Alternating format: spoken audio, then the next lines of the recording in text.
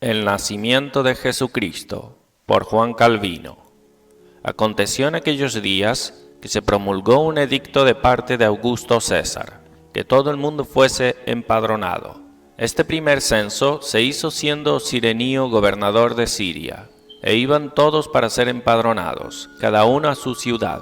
Y José subió de Galilea, de la ciudad de Nazaret, a Judea, a la ciudad de David, que se llama Belén, por cuanto era de la casa y familia de David, para ser empadronado con María su mujer, desposada con él, la cual estaba encinta. Y aconteció que estando ellos allí, se cumplieron los días de su alumbramiento, y dio a luz a su hijo primogénito, y lo envolvió en pañales, y lo acostó en un pesebre, porque no había lugar para ellos en el mesón. Había pastores en la misma región, que velaban y guardaban las vigilias de la noche sobre su rebaño. Y he aquí se les presentó un ángel del Señor, y la gloria del Señor los rodeó de resplandor, y tuvieron gran temor. Pero el ángel les dijo: No temáis, porque he aquí os doy nuevas de gran gozo, que será para todo el pueblo, que os ha nacido hoy en la ciudad de David un Salvador, que es Cristo el Señor. Esto os servirá de señal: hallaréis al niño envuelto en pañales, acostado en un pesebre. Y repentinamente apareció con el ángel una multitud de las huestes celestiales, que alababan a Dios, y decían: Gloria a Dios en las alturas, y en la tierra paz, buena voluntad para con los hombres. Lucas 2, del 1 al 4. Sabemos que nuestro bien, nuestro gozo y reposo es estar unidos al Hijo de Dios. Así como Él es nuestra cabeza, nosotros somos su cuerpo, y es así que de Él obtenemos nuestra vida, nuestra salvación y todo bien. En efecto, vemos lo miserable de nuestra condición si no tuviéramos refugio en Él para ser guardados bajo su protección. Sin embargo, no llegaríamos tan alto viendo que apenas podemos arrastrarnos en la tierra, si no fuera que de su parte se acercase a nosotros, y que se ha acercado por medio de su nacimiento, cuando se ha vestido con nuestra carne y se ha convertido en hermano nuestro. ¿No podríamos tener refugio en nuestro Señor Jesucristo, sentándonos a la diestra de Dios su Padre en gloria celestial, si Él no hubiera sido humillado al extremo de ser hecho un hombre mortal, teniendo la misma condición que nosotros? Y es por eso también que, cuando es llamado mediador entre Dios y los hombres, este título, hombre, le es especialmente atribuido a Él. De igual modo, por el mismo motivo es llamado Emmanuel, que quiere decir Dios con nosotros. Entonces, cuando buscamos a nuestro Señor Jesucristo para hallar en Él alivio para todas nuestras miserias y una protección segura e infalible, tenemos que comenzar con su nacimiento. No se nos dice solamente que fue hecho hombre semejante a nosotros, sino que se despojó a sí mismo a tal extremo que escasamente se lo tuvo como miembro de la raza humana. En efecto, en realidad fue desterrado de toda morada y compañerismo. Para recibirlo no hubo sino un establo y un pesebre. Entonces, siendo esto así, aprendemos aquí cómo exhibió Dios los tesoros infinitos de su bondad al querer que su Hijo fuese humillado de esa manera por amor a nosotros.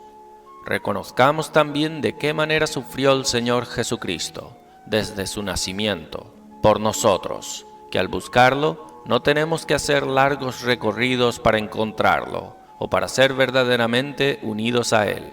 Por esta causa quiso sujetarse a toda vergüenza, al punto de ser realmente rechazado por el resto de los hombres.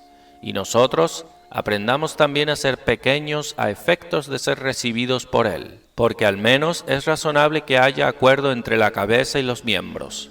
Los hombres no necesitan despojarse para carecer de valor, porque hallarán que ya por naturaleza son tan extremadamente pobres que tendrán buenos motivos para ser completamente rechazados. Sepamos entonces de qué naturaleza somos, para que podamos ofrecernos a nuestro Señor Jesucristo con auténtica humildad, y que Él pueda reconocernos a aceptarnos como suyos propios.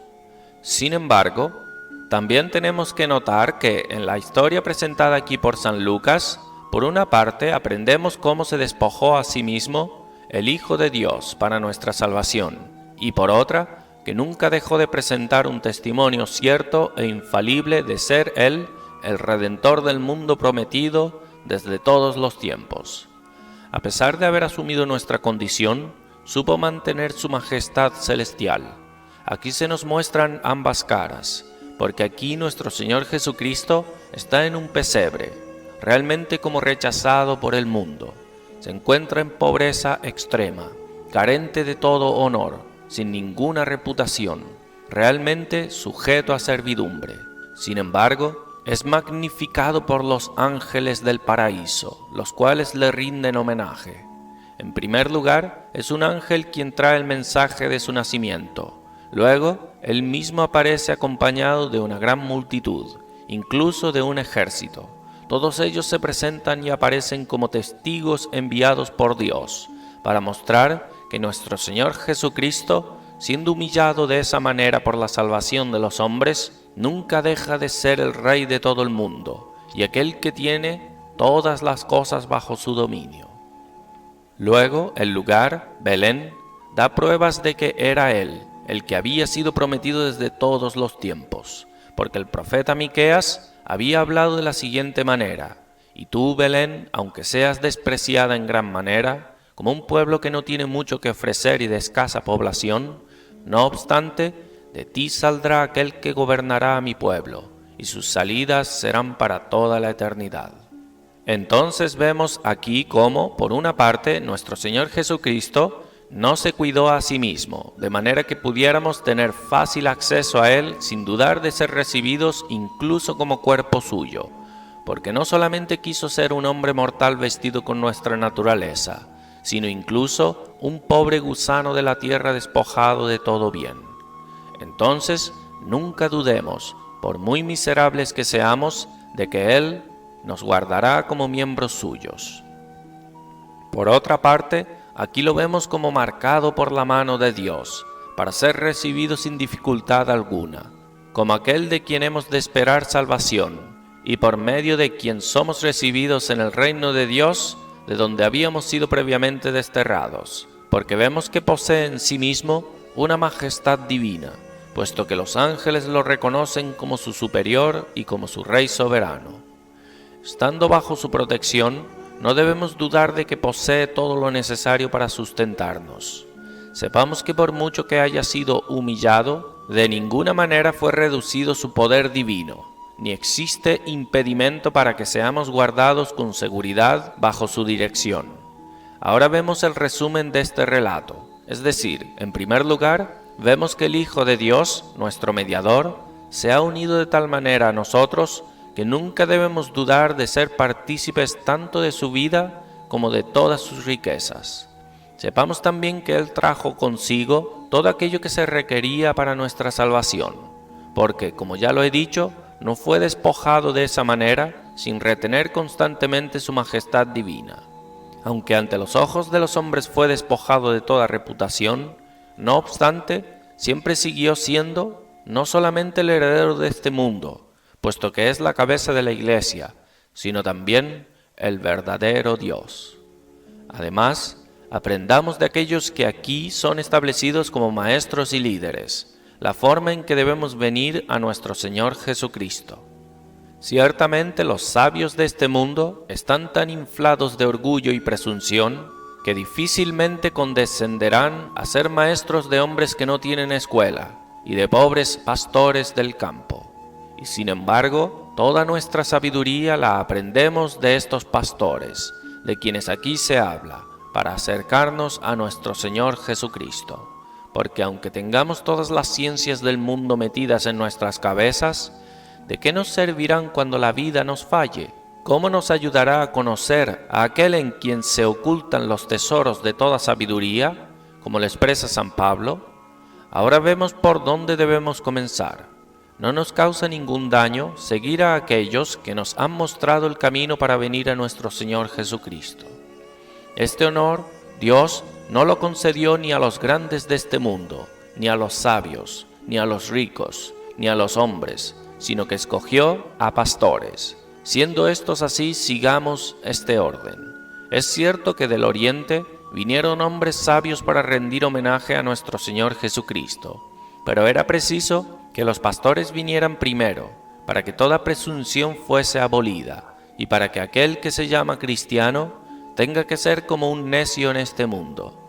De modo entonces que no vengamos con una necia presunción para juzgar por medio de nuestras fantasías los secretos admirables de Dios. En cambio, adorémoslos con toda sencillez. Además, miremos la fe que hubo en estos pastores. Entonces ya no nos será difícil seguirlos. Ellos vienen para adorar al Redentor del mundo. ¿Y en qué condiciones lo encuentran? Allí está acostado, en un pesebre, y envuelto en unos pocos trapitos. Y ello es la señal que les había sido dada por el ángel. Ahora, ciertamente, esto parecería ser para asombrarlos, y aún para hacerles volver las espiadas, de tal manera que ya no reconocerían a Jesucristo como su Salvador. Porque los escribas y maestros de los judíos ciertamente pensaban que el Redentor que había sido prometido tendría que venir con gran pompa, y que debía sujetar a todo el mundo de manera que sólo gozaría de prosperidad, que ellos obtendrían riqueza en abundancia para hartarse de ellas, y que amasarían todas las riquezas del mundo. Entonces, cuando se les dice aquí que lo hallarían en un establo y envuelto en trapos, esta pobre gente pudo haberse escandalizado a tal punto de desanimarse de tal manera de no haber visto nunca a nuestro Señor Jesucristo, sino de haberse apartado totalmente de Él. La señal que les es dada del Redentor es que estaría acostado en un pesebre como si hubiera sido cortado de la raza humana. Pero ni siquiera eso los aparta. Entonces ellos vienen para conocerlo como Señor, confesando cómo Dios se había apiadado de ellos y que finalmente quiso cumplir su promesa que había dado desde siempre, y en vista de aquel espectáculo, ellos están seguros. Entonces, puesto que la fe de estos pastores era tan grande, que se opuso a todo aquello que podía impedirles venir a nuestro Señor Jesucristo, nosotros seremos doblemente culpables y despojados de toda excusa si no aprendemos en su escuela y si el nacimiento de nuestro Señor Jesucristo, si bien Él apreció sin dignidad o pompa o nobleza de este mundo, no deja de escandalizarnos, haciéndonos volver del buen camino. Y si no venimos ante Él como ante nuestro Rey soberano y ante aquel a quien es dado todo dominio tanto en los cielos como en la tierra.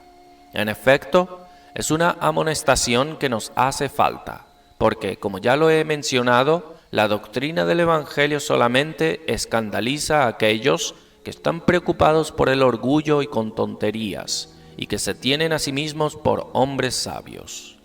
También vemos cuántos fanáticos rechazan todo aquello que es contrario a sus mentes.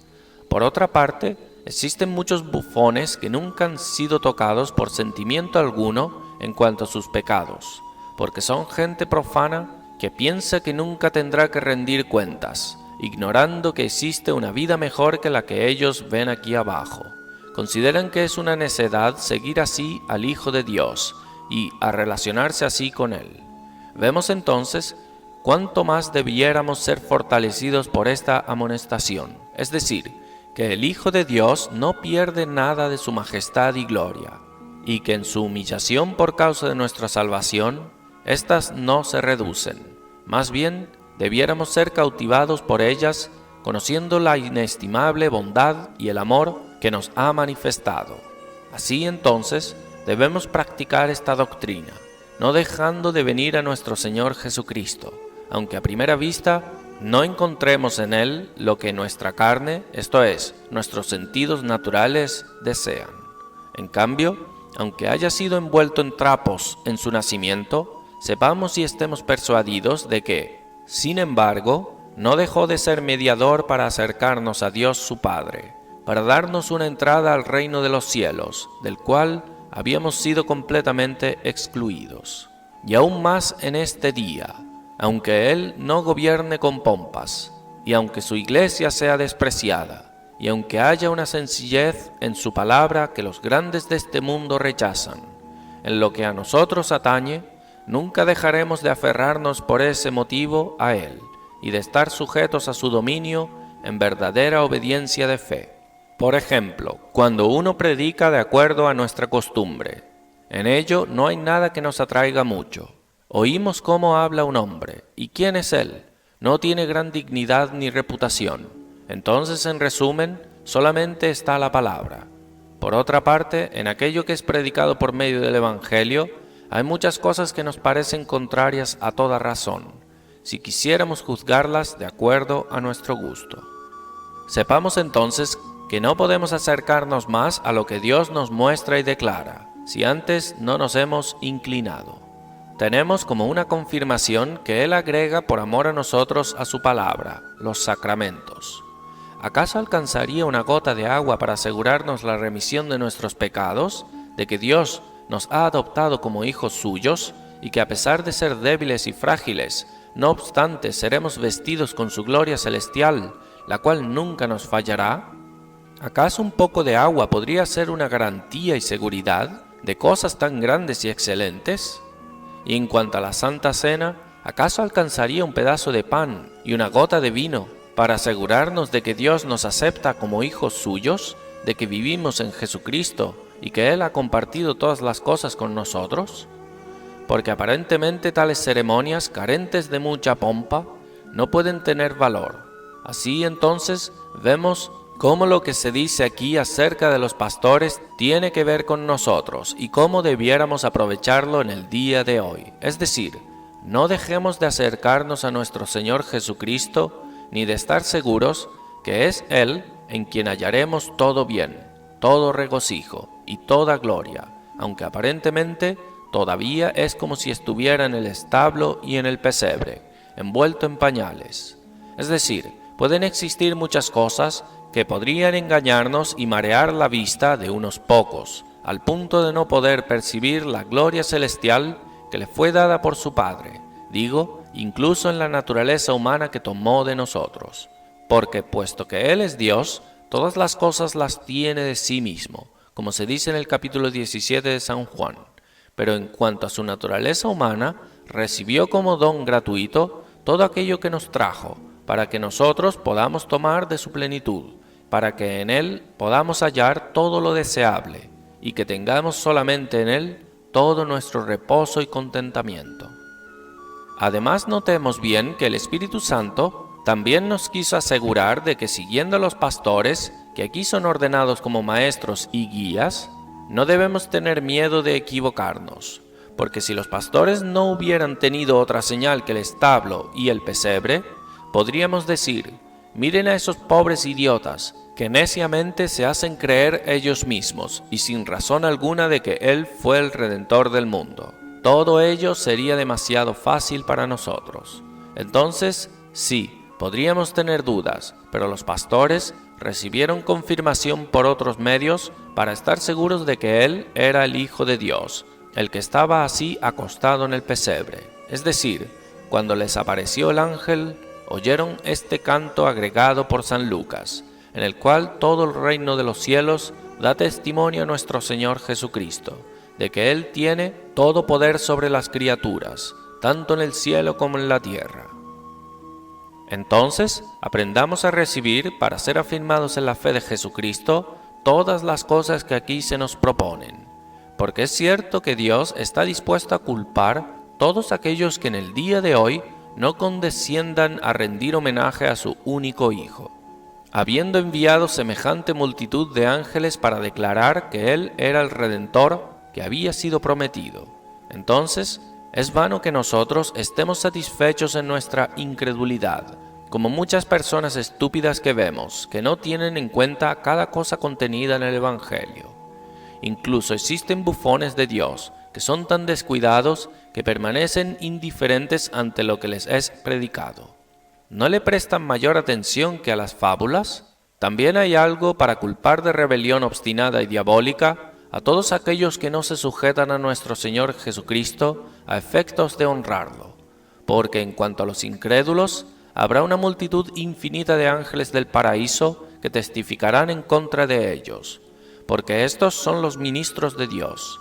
De manera entonces, aunque todos los malvados y todos aquellos que están confiados en sus vicios y corrupciones se complacen en ellas y se endurecen en su incredulidad siguiendo sus deseos, tienen más que suficientes testigos para testificar de su condenación, porque los ángeles del paraíso aparecieron de modo que ya no tengamos excusa para no recibir a Jesucristo como nuestro Rey soberano, inclinándonos humildemente ante su majestad. Sin embargo, por otra parte notemos que Dios, enviando semejante multitud de ángeles, procuraba nuestra salvación, de tal manera que pudiéramos acercarnos a nuestro Señor Jesucristo con ánimo bien dispuesto, que ya no fuésemos retenidos por disputas o escrúpulos, sino que pudiéramos estar plenamente convencidos de que en Él hallaremos todo lo que nos falta, y que Él tendrá con qué suplir todas nuestras necesidades y miserias. En resumen, es Él por medio de quien Dios quiso comunicarse con nosotros. ¿Acaso queremos buscar nuestra vida fuera de Dios? En Jesucristo está toda la plenitud de la deidad. Entonces, teniendo semejante testimonio, es como si Dios nos extendiera ambos brazos para hacernos sentir su inestimable bondad y para mostrarnos que solamente teniendo fe en Jesucristo, me refiero a una fe sin hipocresía, descansando solamente en Él, sabiendo que de Él hemos de recibir todas las cosas, es que seremos partícipes de todos los beneficios que ahora faltan en nosotros y por los cuales gemimos. Además, aunque hoy no veamos los ángeles que solamente aparecieron por un instante, de todos modos, este testimonio ha sido registrado a efecto de ser auténtico, porque el Espíritu Santo habló por boca de San Lucas. Entonces, estemos satisfechos, teniendo semejante testimonio de parte de Dios, quien nos declara que los ángeles dieron testimonio del nacimiento de nuestro Señor Jesucristo, para que, sabiendo cómo Él fue hecho hombre, es decir, cómo se despojó a sí mismo por amor a nosotros quedemos tan maravillados que aspiremos al reino celestial de manera de allegarnos a Cristo en auténtica unión de fe. Seguidamente consideramos el lugar de su nacimiento, Belén. Esta no es una confirmación ligera y carente de importancia, viendo cómo el Hijo de Dios nació como tal, según el profeta lo había mencionado mucho tiempo antes. Si José y María hubieran tenido su hogar en Belén, y si allí hubieran tenido su residencia, no hubiera parecido extraño que diera luz allí, y que Jesucristo naciera allí. Pero esto, que debe ayudarnos en el día de hoy, ha sido oscurecido en gran manera, porque al menos uno puede saber que no fue sin causa que el profeta dijera las siguientes palabras: «Y tú, Belén, aunque hoy eres despreciada como un pueblo pequeño, sin embargo, de ti saldrá aquel que será cabeza de mi pueblo». Pero cuando José y María están viviendo en Nazaret y vienen a la ciudad de Belén, precisamente cuando ella tiene que dar a luz de manera que Jesucristo nazca allí, ¿quién no va a reconocer que Dios ha guiado todo con su mano?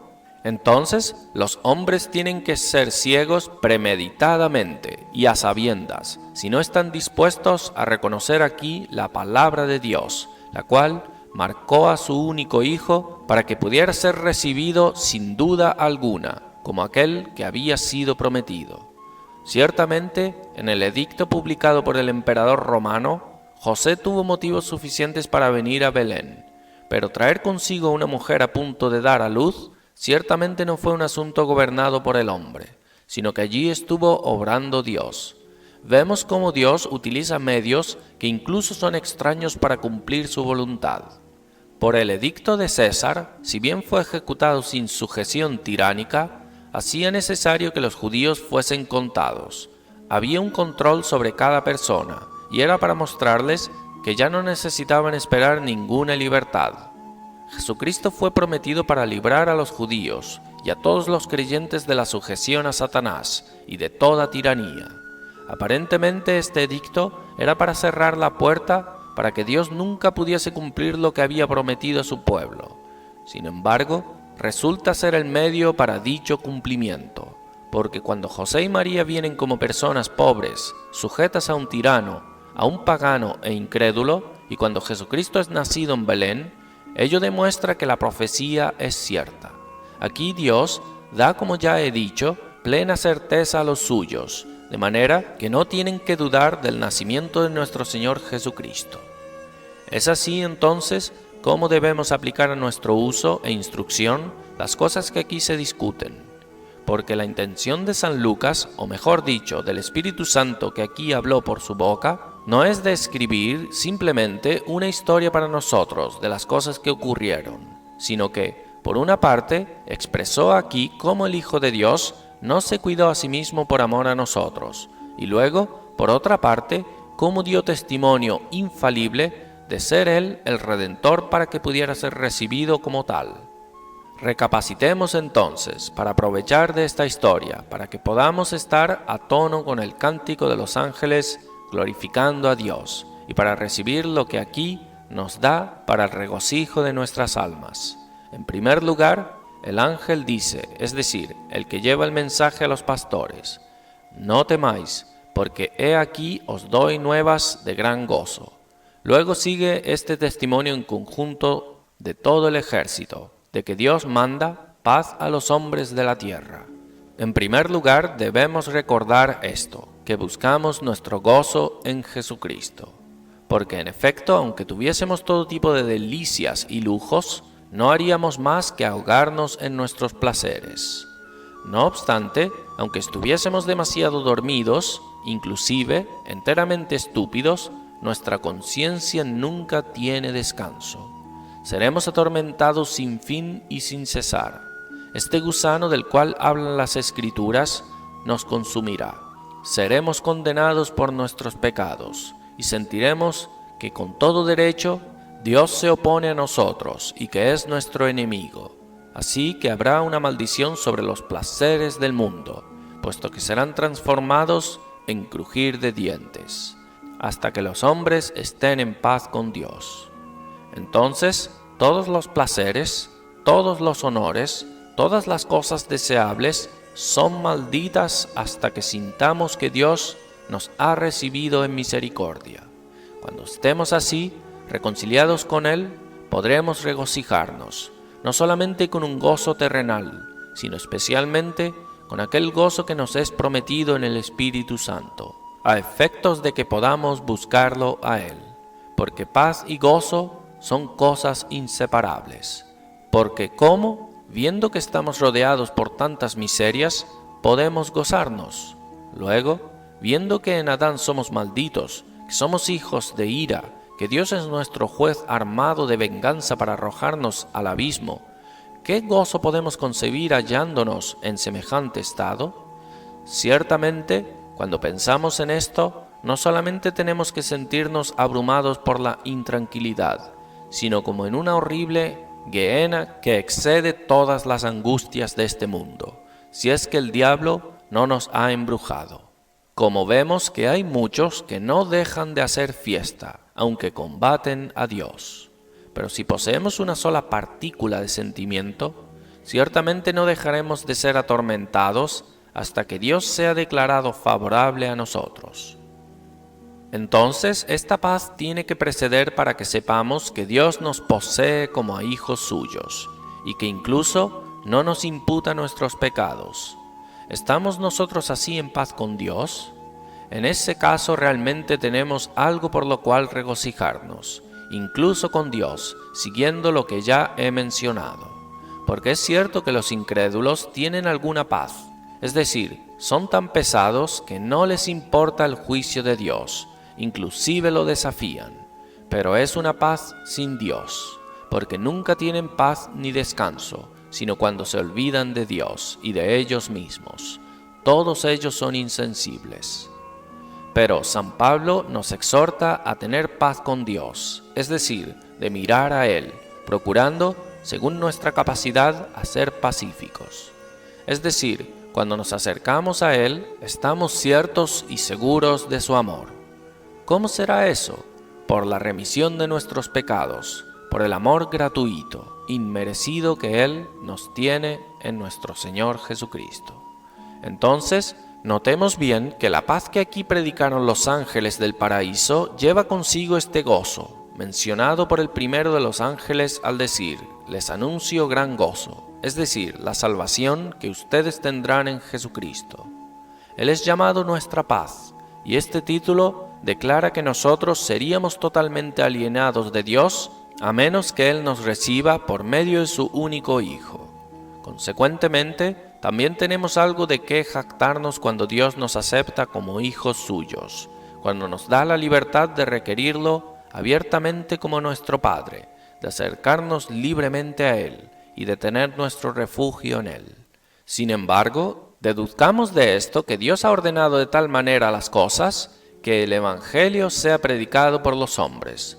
No obstante, los ángeles lo predicaron antes. En el día de hoy es cierto que la Iglesia tiene que ser enseñada por medio de criaturas mortales, pero aunque así sea, no ofrecemos nada nuevo. Nos limitamos a recitar la predicación que fue proclamada por los ángeles del paraíso, y no por un número pequeño, sino por una multitud infinita y un gran ejército. Además, es imposible que estemos tan encendidos para magnificar a nuestro Dios como cuando hayamos sido plenamente asegurados de su bondad.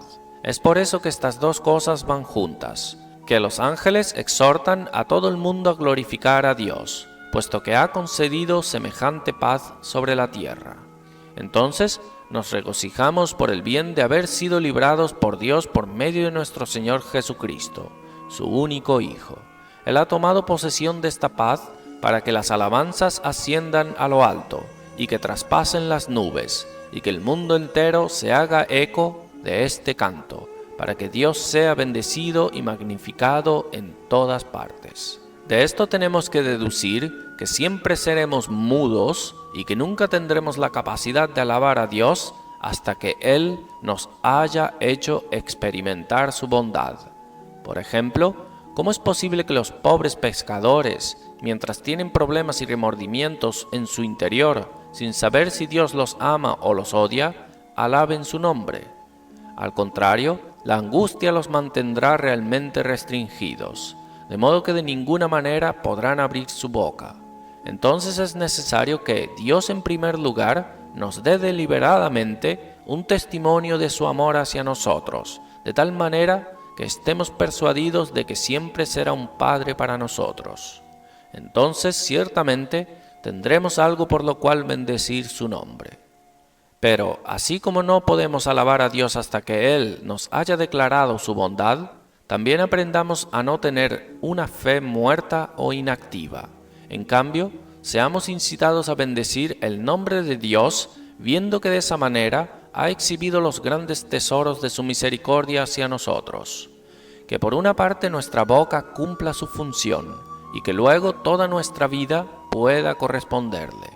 Porque eso es el verdadero cántico, que cada uno se dedique al servicio de Dios, sabiendo que, habiéndonos comprado a semejante precio, es suficiente razonable que todos nuestros pensamientos y nuestras obras sean aplicadas a este propósito, que su nombre sea bendecido. Cuando sepamos que realmente somos suyos propios, sepamos también que ello es porque le ha complacido aceptarnos, y que todas las cosas proceden de su libre e inmerecida generosidad.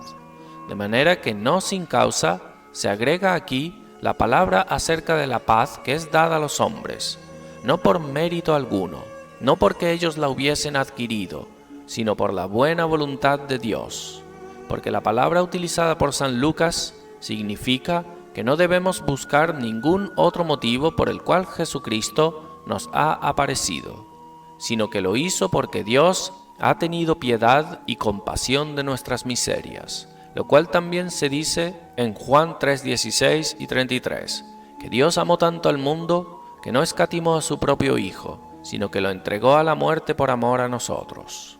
Entonces, aprendamos a venir de esta manera a nuestro Señor Jesucristo, es decir, que el mensaje publicado aquí por los ángeles nos sea como una lámpara encendida para mostrar el camino, para que nos guíe a la fe y para que sepamos que ahora es Dios en nosotros, así como Dios es con nosotros.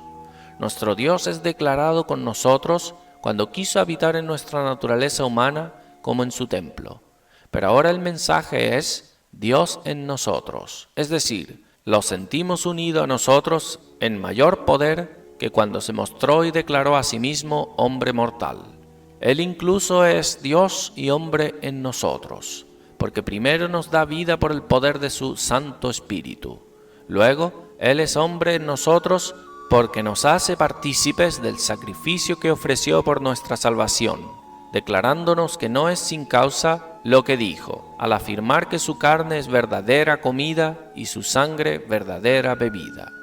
Es por esto también que la Santa Mesa es dispuesta para nosotros, de manera que podamos saber que nuestro Señor Jesús, habiendo descendido aquí abajo y habiéndose despojado de todas las cosas, no obstante, no fue separado de nosotros al ascender a su gloria en los cielos.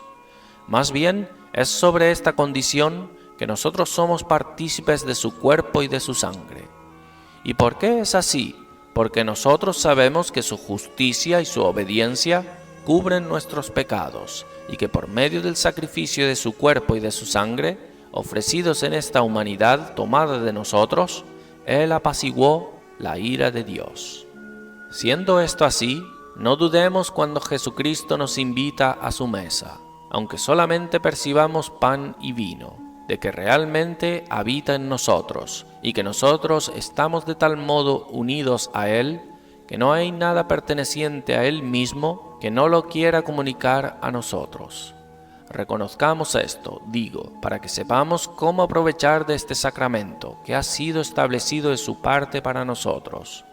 Sin embargo, cada vez que lo recibamos, sepamos con toda certeza que Dios pudo habernos librado, si hubiera querido, por otros medios, de la profundidad de condenación en la cual nos hallábamos. Pero Él quiso darnos una mayor seguridad del amor que nos tiene, teniendo a Jesucristo como garantía, de manera que busquemos todo nuestro bien en Él. Sepamos que esto no lo podemos apreciar totalmente hasta que Él sea realmente concedido en medio nuestro, y que nosotros nos acerquemos de tal manera que por medio de Él seamos guiados al reino de los cielos, del cual fuimos desterrados y privados por causa de nuestros pecados. Es así como el Señor Jesucristo tiene que ser aplicada a nuestra salvación, si queremos acercarnos a Dios, si queremos tener un gozo realmente espiritual, contentamiento y reposo. También si queremos estar armados contra las tentaciones que el diablo puede levantar. Pero para ser partícipes de esta santa mesa, examinémonos a nosotros mismos y reconozcamos en primer lugar nuestras miserias, a efectos de estar disgustados por causa de ellas y totalmente turbados por ellas.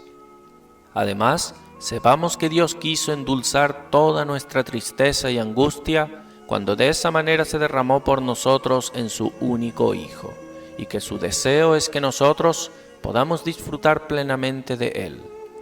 Aunque en este mundo estemos sujetos a mucha pobreza y asediados por enemigos semejantes lobos voraces, aunque por una parte el diablo no cesa en su intento de despojarnos, y aunque los incrédulos ladren como perros cebados, digo, aunque seamos agitados por muchos problemas y amenazas de todas partes, y aunque tengamos que soportar muchas molestias, tengamos por seguro que nunca dejaremos de tener paz con Dios. Oremos a Él, que nos haga experimentar esto por medio de su Espíritu Santo, puesto que eso es algo que sobrepasa todo entendimiento, como ya lo hemos notado de San Pablo, y aprendamos a estar contentos con nuestro Señor Jesucristo y con los beneficios espirituales de los cuales nos hace partícipes, para que podamos soportar pacientemente todas las miserias y aflicciones de este mundo. Que no nos resulte ser un mal, ser molestados de todas partes, en resumen, ser expuestos a toda vergüenza y desgracia, siempre y cuando Jesucristo esté con nosotros. Él bendice todas nuestras miserias y aflicciones, y nosotros obtenemos un fruto tal que en medio de todas nuestras pobrezas nos damos cuenta que no anhelamos otra cosa sino glorificar a nuestro Dios. Y cuando los mundanos obtengan sus triunfos, para turbación de ellos, ya que no pueden gozarse sin combatir contra Dios, que entonces nuestro verdadero gozo sea servirle a Él en todo temor y humildad, y de entregarnos enteramente a su obediencia.